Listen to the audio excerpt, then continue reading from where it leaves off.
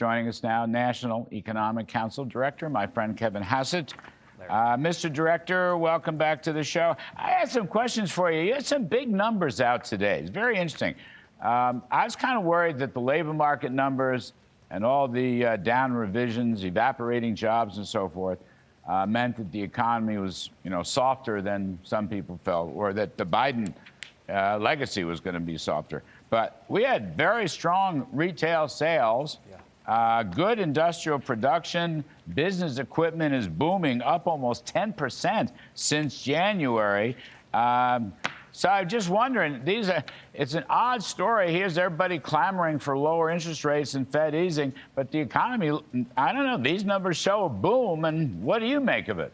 Right. Well, what's happening is we're having a supply side boom, and when you have a supply side boom, with the big capital spending that's coming from President Trump's policies, for that to happen, then you can have GDP growth go really high, but since there's more supply, then you don't see a run-up in inflation. And so the Fed is absolutely right, as it looks like markets think they will do, to cut rates right now. But it's because inflation is under control even while the economy is booming. And look at it this way, in the retail sales number that you talked about, Larry, if you look at year over year, which is a great way, smoothing through the ups and downs, and if you look at the control group, which is what goes into the GDP calculation for consumption, it's up 6%.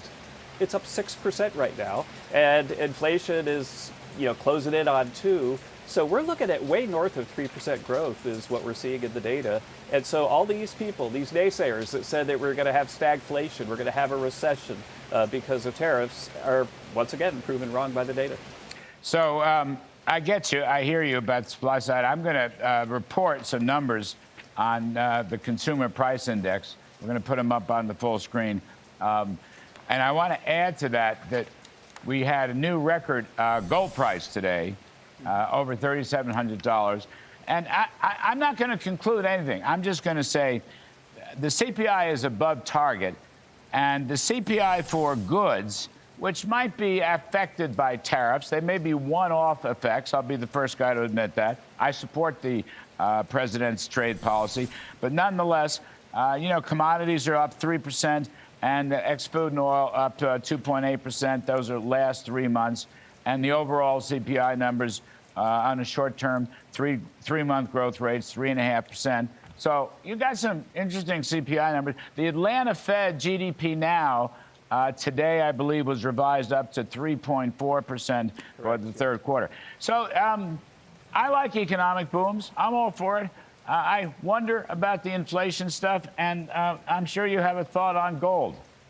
Right. Well, the thing about inflation, right, is that the trajectory is really, really positive. That it was running at about 4% when President Trump took office and was pretty much cut in half by the summer.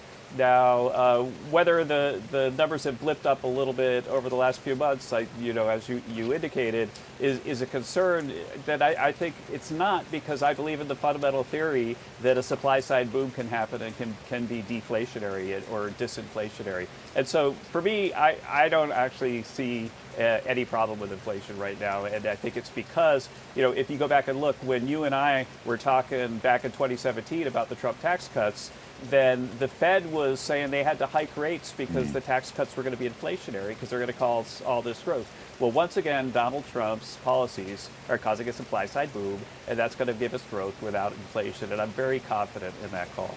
The single biggest thing that I saw today, and it's really important, and you mentioned it a moment ago, the business CapEx, all right, capital spending, capital equipment. That thing is up 9.8% at an annual rate since January. 9.8%, call it 10%.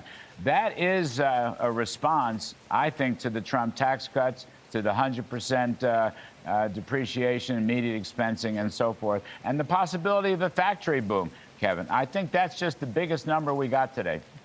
Right. And again, if you think about it, that I gave you the retail sales number, which is basically year over year up 6%. We've got a capital spending boom up 10%. That's not a recipe for 3% growth. It's a recipe for north of 4% growth. If we keep this momentum going, then the golden age is here sooner than people expected. Can we take those surplus tariff revenues that no one expected 6 months ago, maybe as much as $300 billion in calendar 2025. Right. Can we take all those revenues and turn them back to the taxpayers? What do you think?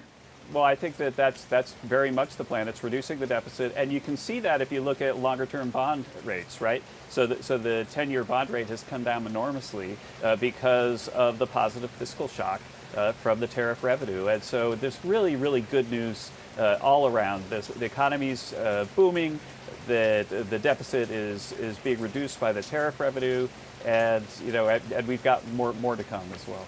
All right. Kevin Hassett, Director, National Economic Council. Thank you, my friend. We appreciate it. Thanks, Larry.